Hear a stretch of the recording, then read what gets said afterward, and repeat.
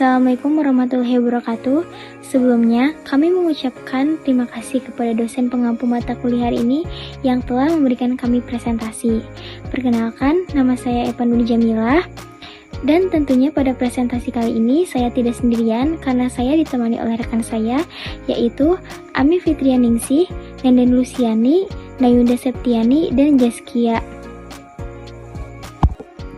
Jadi, di bagian pendahuluan ini kita mau menjelaskan dulu gambaran umum tentang konseling dan kenapa keterampilan dasar ini penting banget. Nah, konseling itu pada dasarnya adalah proses bantuan profesional yang bertujuan membantu klien memahami dirinya, mengatasi masalah, dan menemukan solusi yang tepat.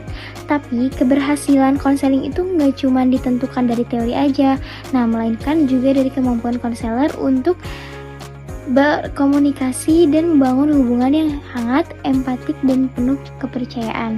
Nah, disinilah pentingnya keterampilan dan dasar konseling 2 seperti dorongan minimal, interpretasi, mengarahkan, menyimpulkan sementara, konfrontasi, fokus, leading, dan clarifying.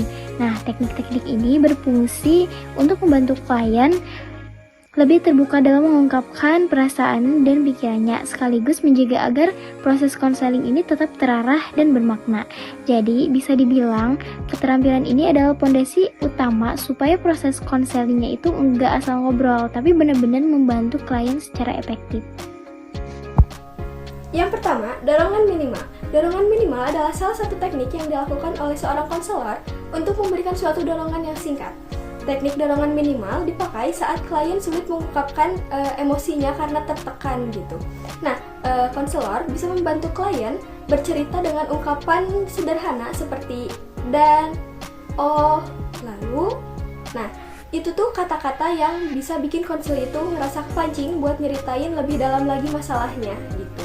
Nah, tujuannya itu untuk memperlancar ungkapan klien dan memakai attending gitu.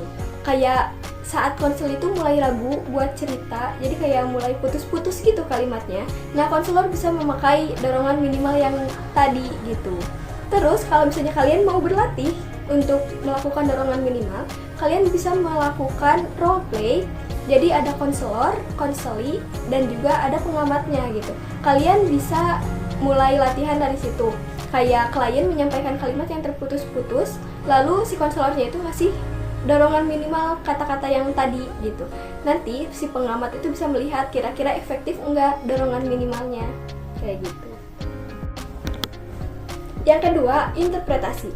Nah, interpretasi dalam bimbingan dan konseling adalah teknik yang harus diketahui konselor untuk kasih pemahaman yang lebih jelas kepada klien tentang pikirannya.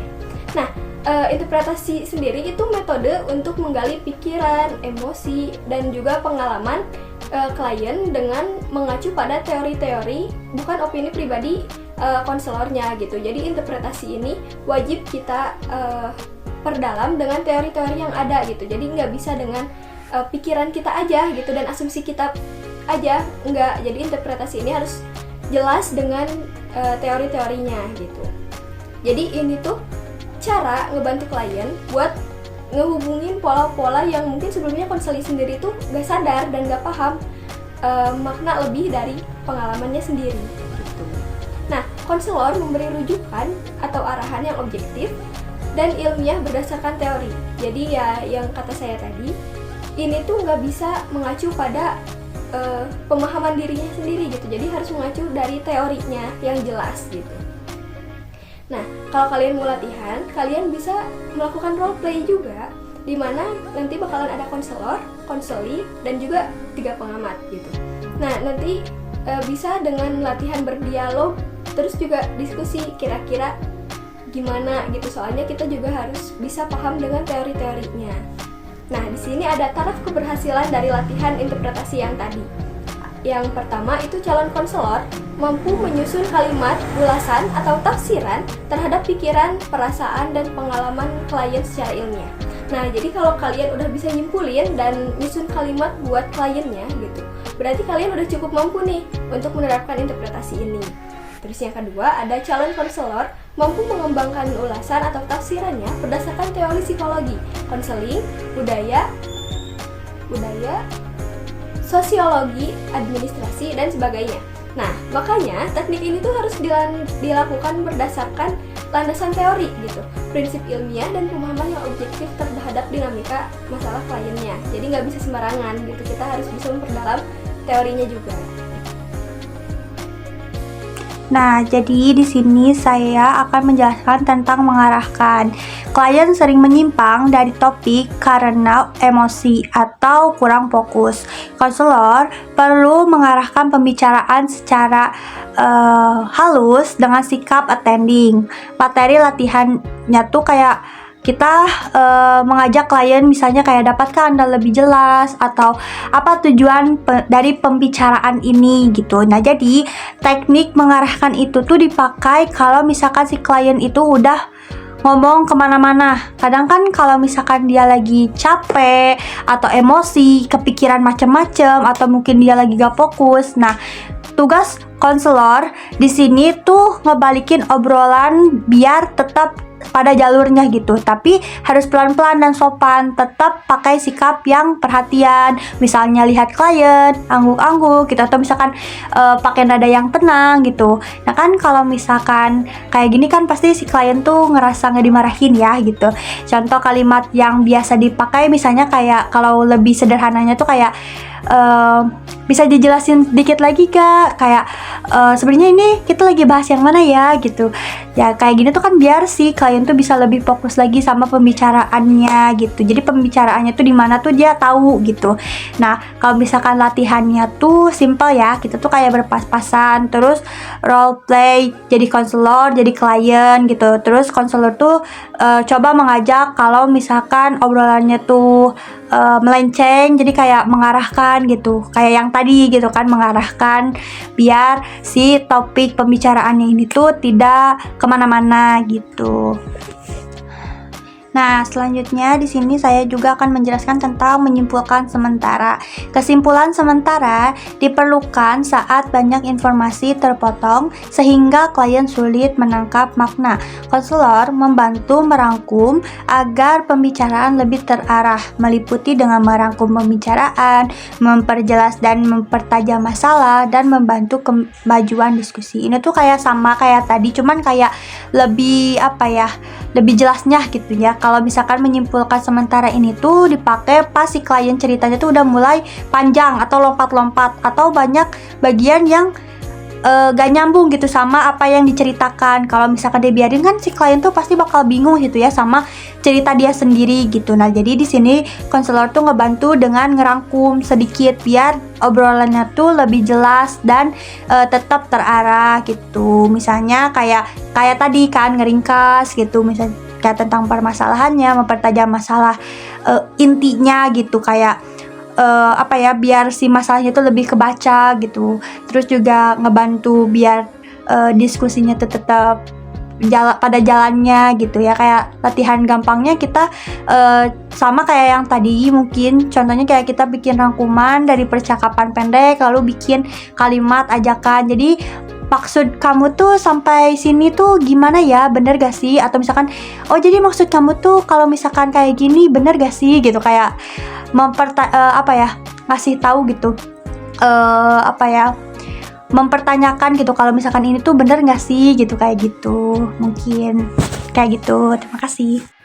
Baik, saya Ami Fitrianingsi. Saya akan melanjutkan materi selanjutnya, yaitu terkait konfrontasi. Nah, konfrontasi ini adalah teknik keterampilan komunikasi yang dimiliki konselor untuk menyelaraskan dan menyeimbangkan terhadap konsistensi perkataan dan perbuatan klien, karena kadang klien itu tidak konsisten gitu antara kata dan perilaku yang dia ucapkan kayak gitu. Hal ini tuh disebabkan karena mungkin kelupaan atau kesengajaan atau karena faktor emosional gitu. Karena kan kalau konseling itu kan kadang nggak ngeh gitu ya. Maksudnya tuh kayak contoh, dia teh pengen hubungan dia sama temennya tuh baik, tapi dia tuh nggak mau buat mulai komunikasi kayak gitu. Jadi contohnya nih, dia ada masalah sama temennya, dia ngomong gini, ya sebenarnya aku tuh mau Bu untuk memperbaiki masalah ini sama teman aku, tapi aku nggak mau kalau disuruh ngobrol sama dia gitu. Berarti dia nggak mau komunikasi kan. Nah, hal ini tuh dua hal yang berseberangan gitu.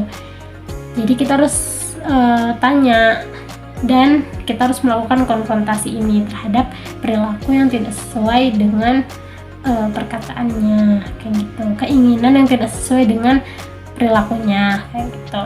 Nah, untuk apa sih kita tujuannya latihan konfrontasi ini? Jadi latihan konfrontasi ini bertujuan untuk mengungkap ketidaksesuaian ucapan dan perilaku klien. Jadi kita harus mengungkap gitu ketidaksesuaian ini. Yang kedua, tujuannya agar calon konselor itu mampu membuat kalimat-kalimat konfrontasi yang baik dan dengan sikap attending. Jadi kan menanyakan hal ini tuh pasti akan menyinggung ya kalau seandainya kita tidak menanyakannya dengan kalimat yang baik, dengan bahasa yang tetap attending gitu. Kita tetap menerimanya tanpa menjudge, dan juga dengan genuine kita, ketulusan bahwa kita tuh nggak menghakimi dia gitu. Lalu agar calon konselor mempunyai daya kritis terhadap faktor diskrepansi atau inkonsistensi dari diri klien. Jadi agar konselor tuh bisa lebih refleksi atau peka lah ya terhadap sebenarnya apa sih yang dirasain klien tuh dan apa yang dia mau kayak gitu.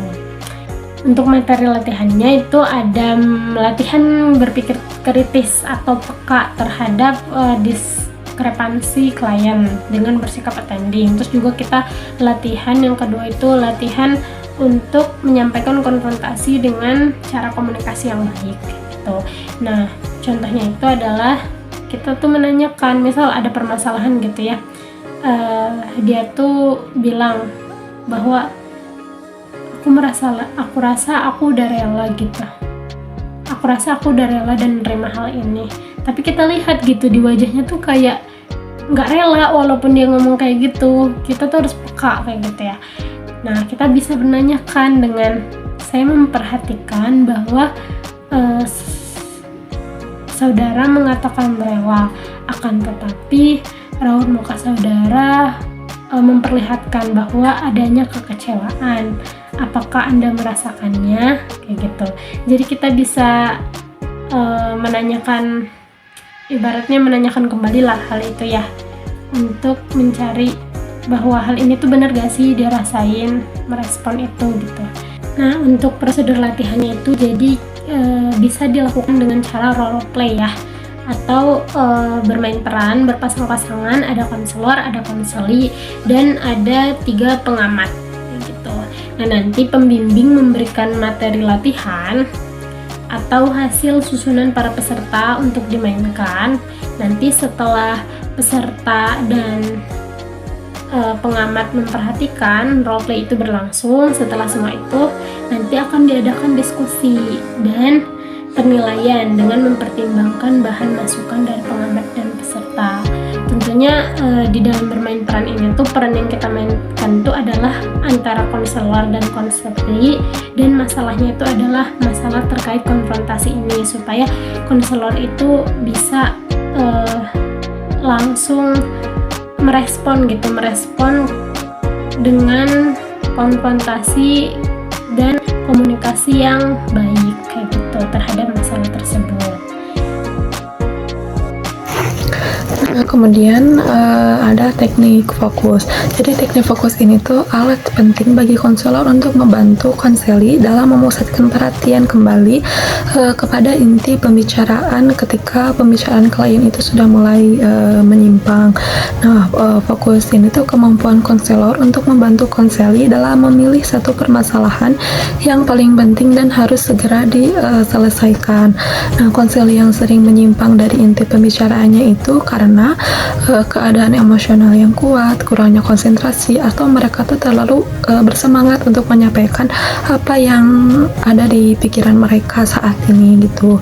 Nah, kemudian peran konselor di sini tuh untuk membantu konseli dalam mengarahkan kembali kepada inti pembicaraan agar sesi konseling ini bisa berjalan secara efektif. Kemudian tujuan dari latihan teknik fokus ini tuh ada dua. Yang pertama, mampu menangkap mengidentifikasi saat konseli itu mulai menyimpang. Yang kedua, mampu menyusun membuat kalimat dorongan yang efektif untuk memfokuskan kembali pada pembicaraan konseli. Nah, contohnya, konseli itu mengatakan bahwa saya sebenarnya ingin masuk Unifa, tapi nilai ujian saya kurang. Nah, terus saya juga berpikir kayaknya kalau jualan online lebih cepat deh punya uang, terus lebih cepat punya mobil seperti teman saya. Nah, yang pertama, konselor itu mampu menangkap, mengidentifikasi saat pembicaraan konseli itu mulai menyimpang. Nah, dari sini tuh konselor harus mempunyai kepekaan bahwa pembicaraan konseli ini sudah mulai menyimpang dari inti pembicaraan. Kan pada awalnya konseli ini hanya berfokus pada ingin masuk Unifa tapi nilainya kurang, tapi tiba-tiba si konseli ini mulai membahas dia ingin berjualan dan ingin mempunyai mobil gitu. Nah, yang kedua, mampu menyusun, membuat kalimat dorongan yang efektif untuk memfokuskan kembali pembicaraan konseli.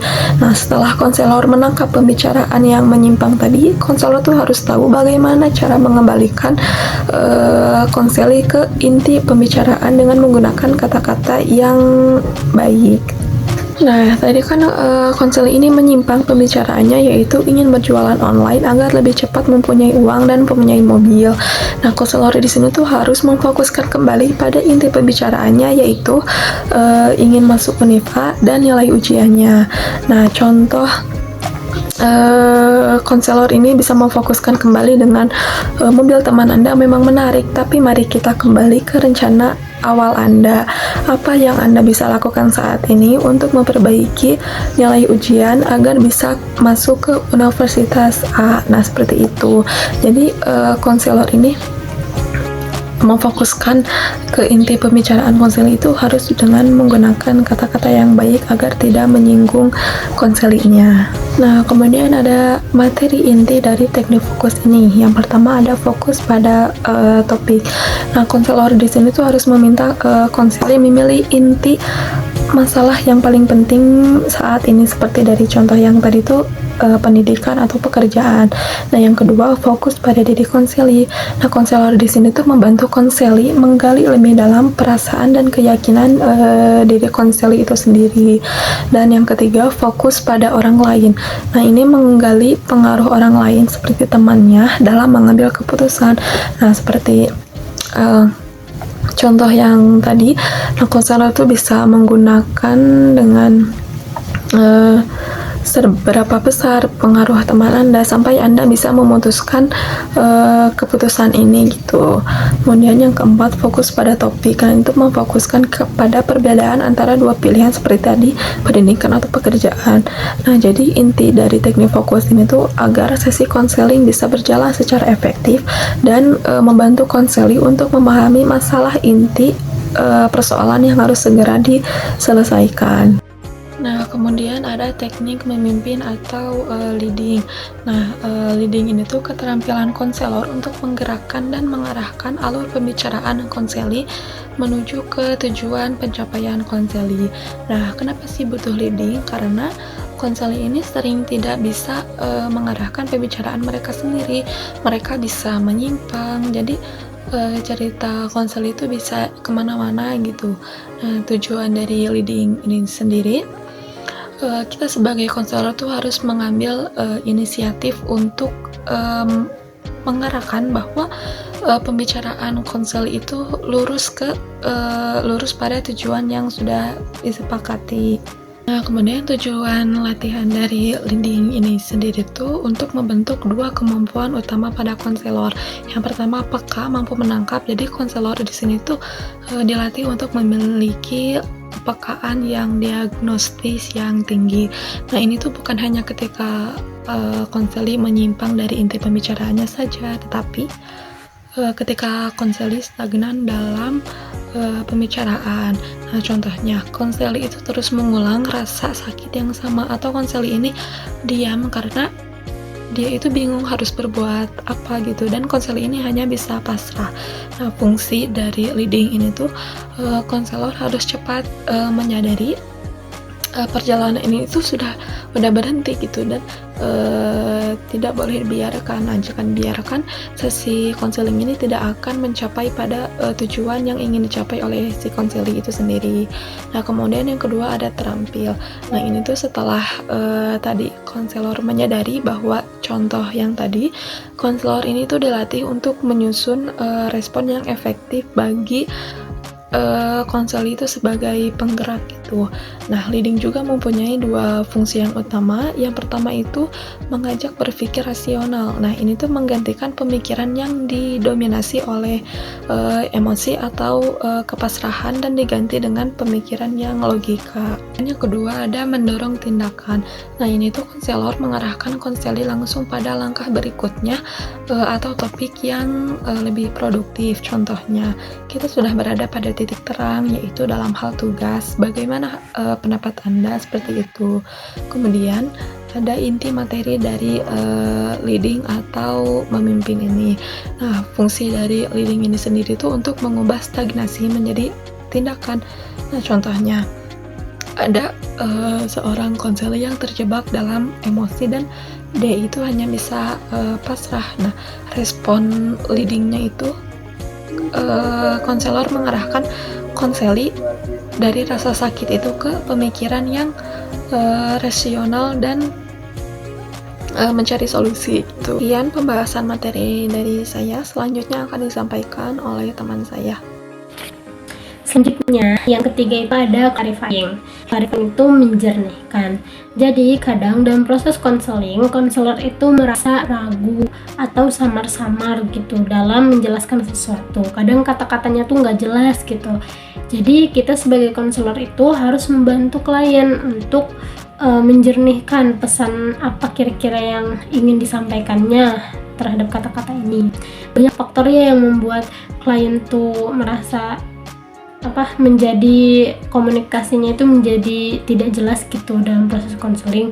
Bisa jadi dia itu cemas atau dia lemah gitu kemampuannya dalam mengkomunikasikan sesuatu secara jelas. Nah, konselor harus membantu dengan teknik menjernihkan atau clarifying ini.